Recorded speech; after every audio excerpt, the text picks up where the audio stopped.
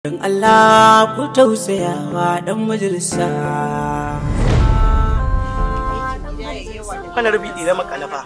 Duk wani rashin mutuncinsa ya karaɗe garin nan. Shi isa baba ni dai tunda har kai mun foundation ka tsaya min ne karatu. Insha Allah kuma Allah zai kawo mana dauki a cikin wannan sana'ar ta. Babu dalili ka ware kanka da kanka ga waɗanda suka yi maka wahala. Amma babu ruwanka da su.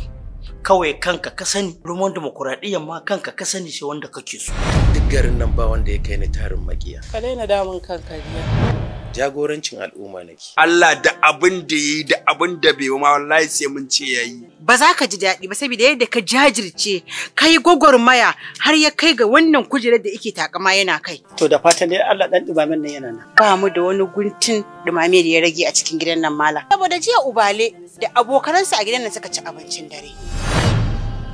Wannan yaron naka yana yawan kira na a waya. Ka san ma me yake ce min? Wai yana so na.